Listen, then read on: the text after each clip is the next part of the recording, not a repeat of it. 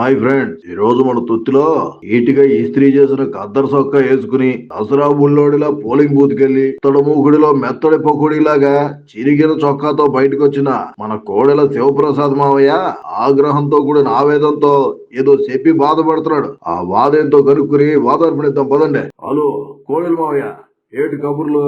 మొగుడిని కొట్టి మొగసాలకెక్కినట్టుగా ఉంది.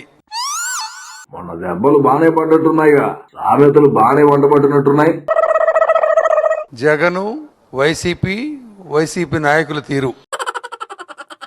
ఎంతకీ ఈ సామెత మీ గురించా జగన్ గురించా? ఒక ముఖ్యమైన రిమాండ్ వాడు చేసింది ఏమిటంటే, ఇనిమెట్ల గ్రామంలో సత్తనపల్లి నియోజకవర్గంలో పోలింగ్ బూత్ లో ఉన్నటువంటి సంఘటనలన్నిటినీ కూడా వీడియో ఫుటేజ్ చూపించమన్నారు. నేను కూడా అదే డిమాండ్ చేస్తున్నాను. అదే మరి కాలుద్ది నాకు. ఆ వీడియో తీసింది మన పోలీసు వాళ్ళే కదా, ఓ డివిడి అడిగితే ఇస్తారుగా. ఎన్నికల అధికారుల్ని గంటన్నర ప్రహసనంలో దౌర్జన్యంలో గంట సేపు పోలింగ్ బూత్ లో జరిగితే అరగంట సేపు బయట జరిగింది. అంటే ఆ గంటన్నర లోపలే డిష్యూ జరిగిందని ఒప్పుకున్నట్లే కదా. అయితే ఓకే. కాబట్టి పోలింగ్ అధికారులు ఆ వీడియో ఫుటేజ్ బయట పెట్టాలా? అబ్బా, ఏం చెప్పామోయా, అసలు మీరేనా ఈ మాట అంటుంది? నేను 40 సంవత్సరాల నా రాజకీయ జీవితంలో ఇంతటి దుర్మార్గాల్ని, దౌర్జన్యాల్ని, దాడుల్ని చూడలే ఎప్పుడు కూడా.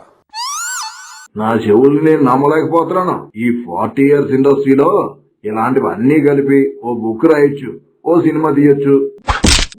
నేను నకరకల్లులో ఉన్నప్పుడు ఇనిమెట్ట గ్రామం 3-3.5 కిలోమీటర్ల దూరంలో బూత్ క్యాప్చరింగ్ జరుగుతోంది, సైక్లింగ్ జరుగుతోంది. ఓటర్ని భయపెడుతున్నారు అని చెప్తే లోపలికి వెళితే నా మీద దాడికి వచ్చారు. అంటే నీ కంటికి మరీ అంత ఎర్రిపప్పలాగా కనబడుతున్నావా?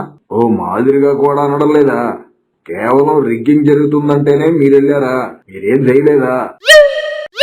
దాడికి వస్తే పోలింగ్ ఆఫీసర్ భయపడిపోయి తలుపేశాడు, బోల్ట్ వేశాడు. పగలగొట్టుకుని లోపలికి వచ్చిన వాళ్ళు నా మీద దాడే కాదు, నా సెక్యూరిటీ మీద దాడి.